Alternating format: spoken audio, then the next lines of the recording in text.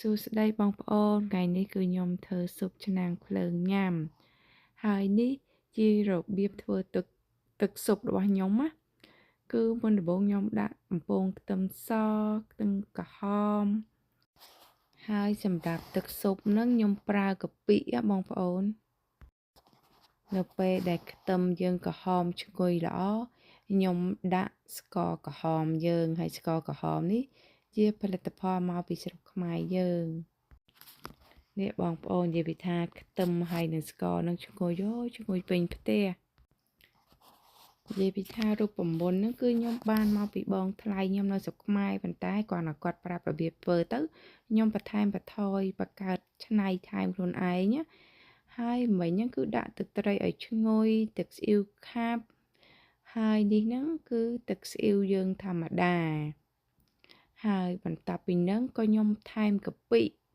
ហើយសម្រាប់ការធ្វើនេះបើសិនជាមានទឹកដោះគោខាប់បងប្អូនយើងគួរដាក់ទឹកដោះគោខាប់ប៉ុន្តែខ្ញុំអត់មានអញ្ចឹងក៏ខ្ញុំដាក់ស្ករជំនួសហើយនេះហ្នឹងខ្ញុំកំពុងដាក់កាពិបងប្អូនហើយឈ្ងុយបងប្អូនពេលដែលយើងដាក់កាពិទឹកត្រីអីជុំគ្នាអញ្ចឹងណាហើយអ្នកបងប្អូនកូរវឹកហើយអូយឈ្ងុយមែនទែនបងប្អូនឃ្លានញ៉ាំទៀតហើយនេះហើយកុំភ្លេចគឺខ្ទិះដូងហើយខ្ទិះដូងខ្ញុំប្រើម៉ាកនេះបងប្អូនដូចជាផលិតផលមកពីឥណ្ឌូនេស៊ីខ្ទិះដូងហ្នឹងមកក៏មកប្រអប់ហ្នឹងគឺខ្ញុំដាក់ទាំងអស់ហើយនេះគឺខ្ញុំថែមទឹកប្រេងខ្យង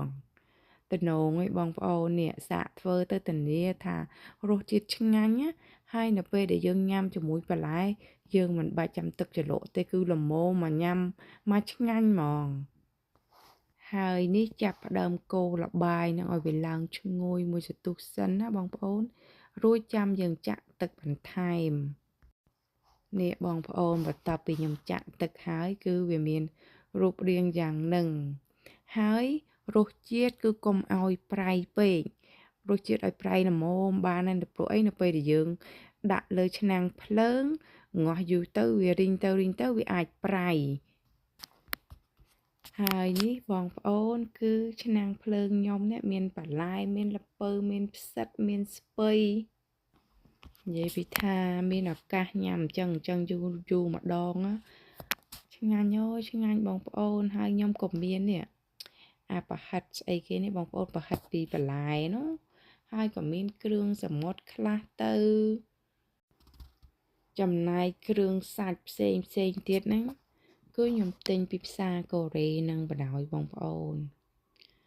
ហើយនេះគឺបកា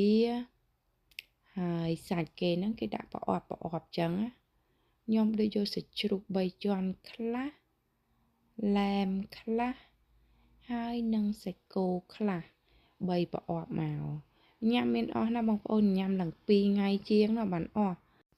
អូខេបងប្អូនអញ្ចឹងវីដេអូថ្ងៃហ្នឹងមានតែប៉ុណ្្នឹងទេអរគុណច្រើនជម្រាបលា